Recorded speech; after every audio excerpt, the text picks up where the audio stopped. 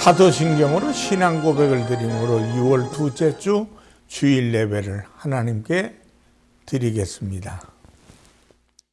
전능하사 천지를 창조하신 하나님 아버지를 내가 믿사오며 그 외아들 우리 주 예수 그리스도를 믿사오니 이는 성령으로 잉태하사 동정녀 마리아에게 나시고 본디오 빌라도에게 고난을 받으사 십자가에 못 박혀 죽으시고 장사한 지 사흘 만에 죽은 자 가운데서 다시 살아나시며 하늘에 오르사 전능하신 하나님 우편에 앉아 계시다가 저리로서 산 자와 죽은 자를 심판하러 오시리라. 성령을 믿사오며 거룩한 공회와 성도가 서로 교통하는 것과 죄를 사하여 주시는 것과 몸이 다시 사는 것과 영원히 사는 것을 믿사옵나이다. 아멘. 찬송가 419장으로 하나님께 영광을 돌립니다.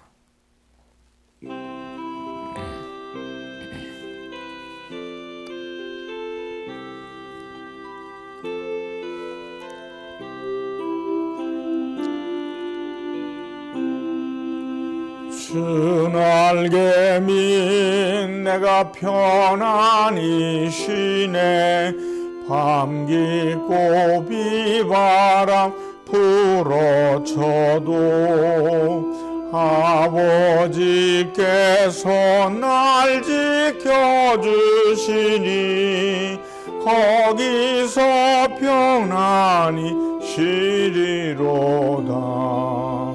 주 날개 밑 평안하다. 그 사랑 끈을 짜뉘려.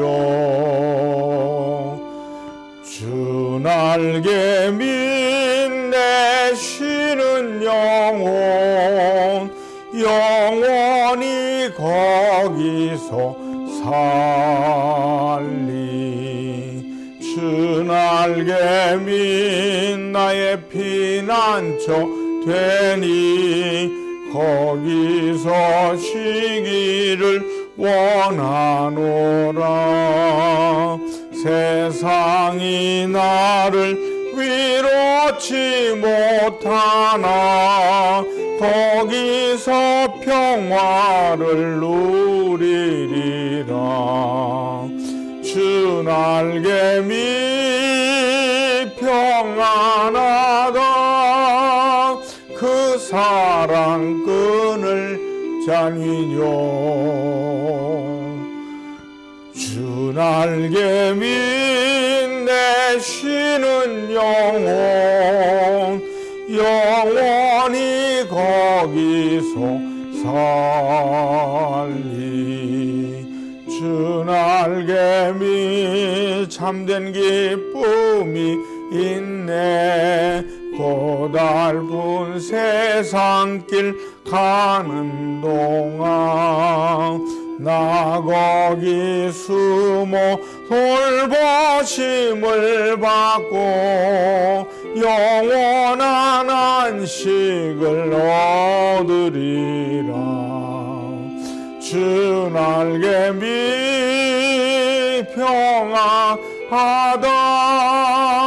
그 사랑 끈을 짜뉘려. 주 날개 밑 내 쉬는 영혼 영원히 거기서 살리. 기도하겠습니다. 하나님 아버지, 하나님께서 오늘 우리들에게 살아계시는 하나님을 만날 수 있도록 오늘도 우리에게 예배를 허락하심을 감사합니다. 찬양하며 기도하며 또 말씀을 전할 때 살아계신 주님을 만나는 아름다운 시간 되게 하셔서 약한 자, 병든 자, 문제인 자 많이 있습니다. 십자가의 보혈의 피로 깨끗하고 청결하게 고쳐 주시옵소서. 말씀 듣는 자들의 귀와 마음과 생각을 열어주시옵고 예수님의 이름으로 기도드리옵나이다. 아멘. 하나님 말씀은 빌립보서 4장 4절로 7절의 말씀을 보시겠습니다. 주 안에서 항상 기뻐하라. 내가 다시 말하노니 기뻐하라. 너희 관용을 모든 사람에게 알게 하라. 주께서 가까우시니라. 아무것도 염려하지 말고 다만 모든 일에 기도와 간구로 너희 구할 것을 감사함으로 하나님께 아뢰라. 그리하면 모든 지각에 뛰어난 하나님의 평강이 그리스도 예수 안에서 너희 마음과 생각을 지키시리라. 빌립보서 4장 4절로 7절의 말씀을 통해 주 안에서 항상 기뻐하라. 요즘 뉴스를 볼 때 마음이 참 무겁습니다. 세상이 얼마나 살벌한지 모릅니다. 별것도 아닌 일에 폭행과 살인이 마구 자행되는 현실을 보면서 세상이 비정상적으로 돌아가고 있다는 생각이 듭니다. 분노 조절 장애를 앓고 있는 세대가 아닌가 싶습니다. 이런 시대에 가장 필요한 것이 무엇일까요? 기쁨입니다. 분노로 가득한 사람들의 마음에 즐거움이 있고 기쁨이 있다면 다툼과 범죄는 사라지지 않을까요? 가정의 불화도 화목하게 되고 주변의 인간관계도 원활하게 형통하게 될 것입니다. 오늘날 사람들은 점점 기쁨을 잃어버리고 있습니다. 텔레비전, 영화, 인터넷을 통해서 수없이 쏟아져 나오는 프로그램이 있습니다. 그렇다고 세상이 밝고 기쁨이 가득하게 변하지는 않습니다. 사실 우리가 사는 세상은 기쁨보다 두려움과 원망과 분노로 이것이 가득 찬 세상이라고 얘기합니다. 심지어 성도들도 점점 웃음을 잃어가고 있습니다. 이런 우리에게 하나님께서는 사도 바울을 통해 기쁨을 회복하라고 말씀하고 있습니다. 오늘 본문은 하나님께서 바울을 통해 빌립보 교회 성도들에게 주시는 말씀입니다. 하나님의 자녀가 된 성도가 서로 싸우지 말 것을 언급하신 후에 성도의 바른 신앙생활이 무엇인가를 말씀하고 있습니다. 첫째, 성도의 삶은 항상 기뻐하는 삶입니다. 오늘 본문 4절 말씀을 보면 주 안에서 항상 기뻐하라. 내가 다시 말하노니 기뻐하라고 말씀하고 있습니다. 하나님께서는 바울을 통해서 빌립보 성도들에게 항상 기뻐하고 감사하며 간구하는 생활을 권면하고 있습니다. 특별히 반복해서 빌립보 성도들에게 기뻐할 것을 강하게 권면하고 있습니다. 여기서 기뻐하라는 말은 어떤 상황에 처하더라도 기뻐하라는 뜻입니다. 실제로 바울은 로마 감옥에 갇혔을 때에도 기뻐했습니다. 뿐만 아니라 빌립보 감옥에 갇혔을 때에도 기쁨이 그의 모든 삶을 보여줌으로 우리에게 모범이 됐습니다. 여러분 생각해 보세요. 감옥에 갇힌 사람보다 감옥 밖에 있는 사람이 감옥 안에 있는 사람에게 위로하는 것이 당연한 이치입니다. 겉으로 드러난 환경적으로 보면 기뻐할 수 없는 현실입니다. 그런데 바울은 빌립보 감옥에서 기쁨으로 찬양을 했습니다. 바울은 내가 다시 말하노니 기뻐하라고 말씀합니다. 이것은 기뻐하라는 일시적인 권면이 아닙니다. 기쁨은 내일도 모레도 계속 이어져야 하는 것입니다. 우리는 왜 기뻐해야 합니까? 부모가 자녀를 바라보면서 어느 때가 가장 행복한지 아십니까?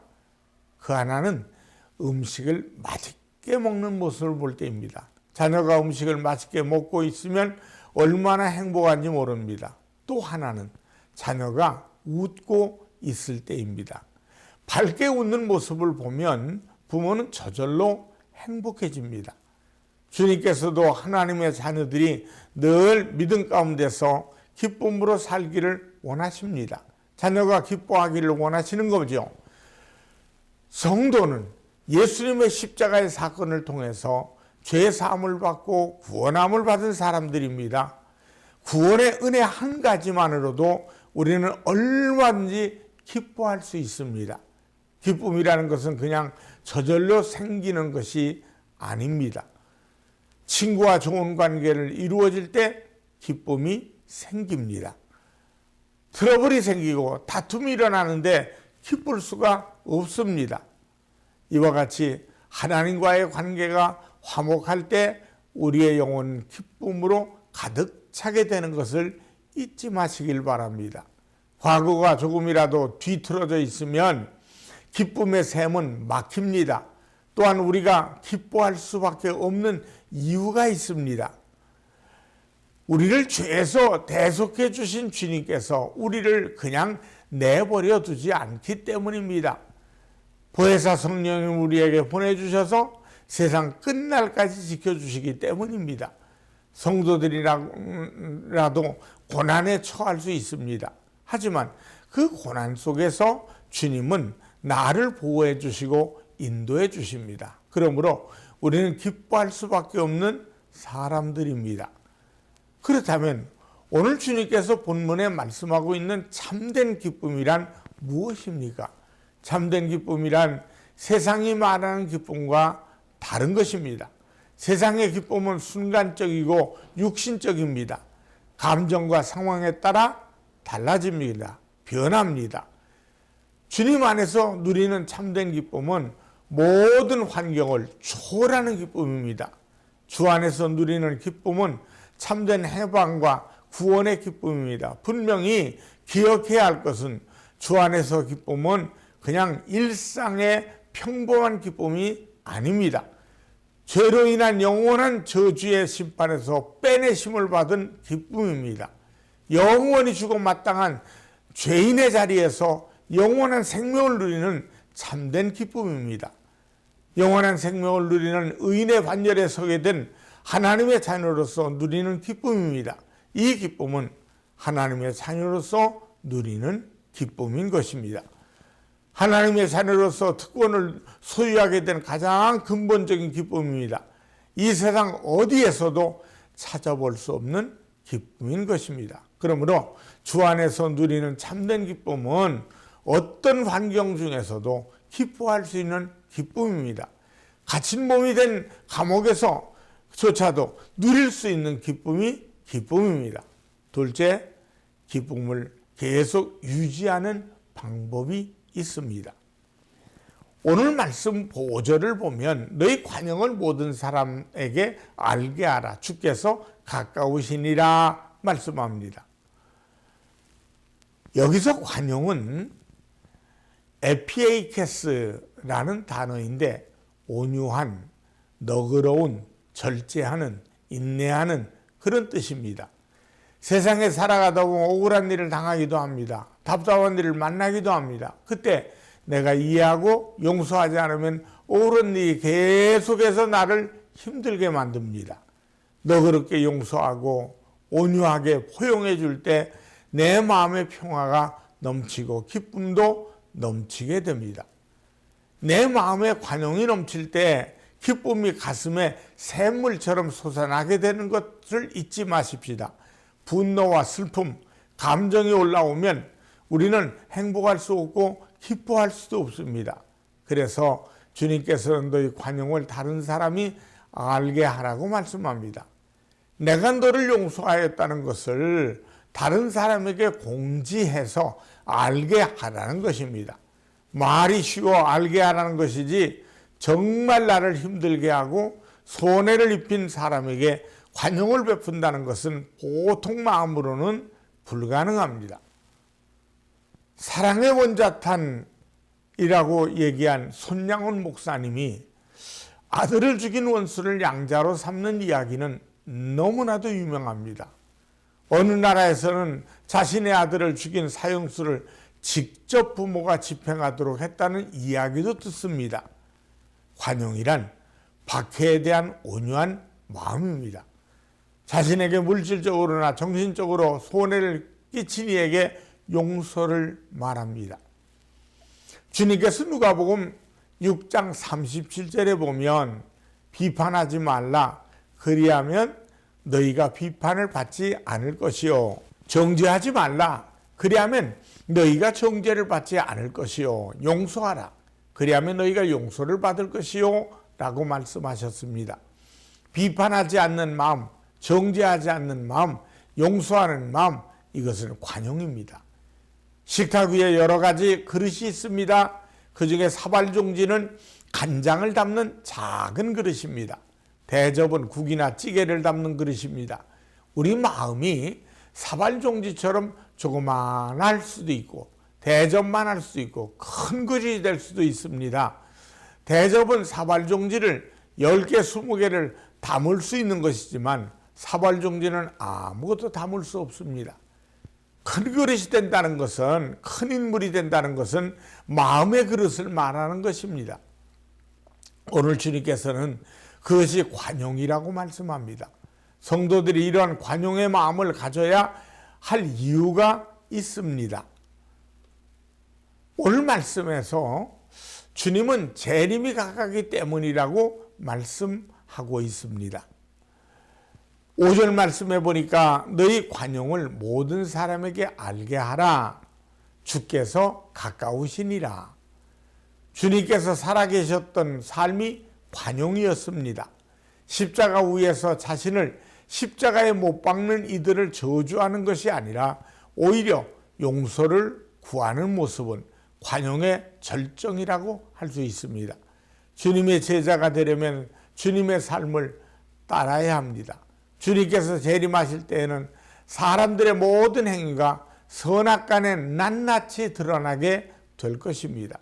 우리는 선악간에 우리가 행한 것들에 의해서 심판을 받게 됩니다. 그 삶이 바로 관용의 삶인 것을 기억하시기 바랍니다. 세 번째, 항상 기뻐하려면 염려하지 말고 기도해야 합니다. 오늘 본문 6절 말씀을 보면 아무것도 염려하지 말고 다만 모든 일에 기도와 간구로 너희 구할 것을 감사함으로 하나님께 아뢰라 라고 말씀하십니다. 염려는 근본적으로 하나님의 인도하심과 보호하심에 대한 불신앙입니다. 우리로 하여금 기쁨을 빼앗아가는 최고의 적입니다. 염려가 있을 때 기뻐할 수 없고 염려가 있을 때 감사할 수 없습니다. 염려가 생기는 것은 마음이 나누어졌다는 것입니다. 하나님을 신뢰하면서 믿음으로 나가야 할 사람이 이 세상을 봅니다.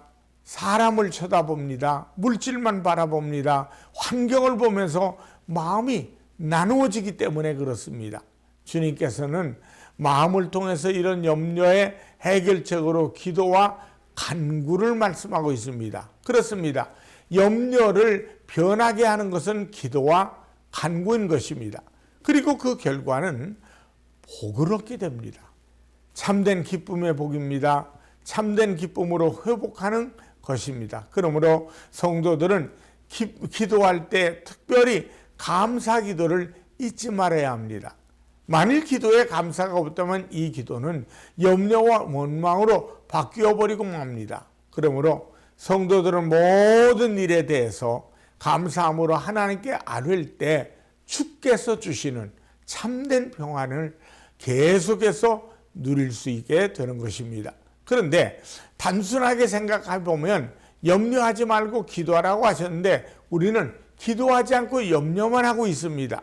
주님께서는 성도들이 감사함으로 하나님께 기도와 간구로 자신의 필요를 아뢰을 때 평강으로 함께 하신다고 약속하십니다.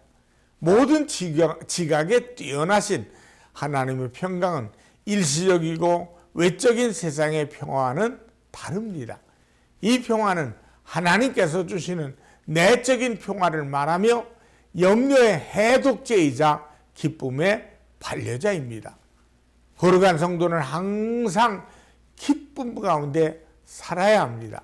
이런 기쁨을 유지하기 위해서는 관용을 베푸는 저와 여러분들이 되십시다. 그리고 감사함으로 기도와 간구로 아뢰십시다.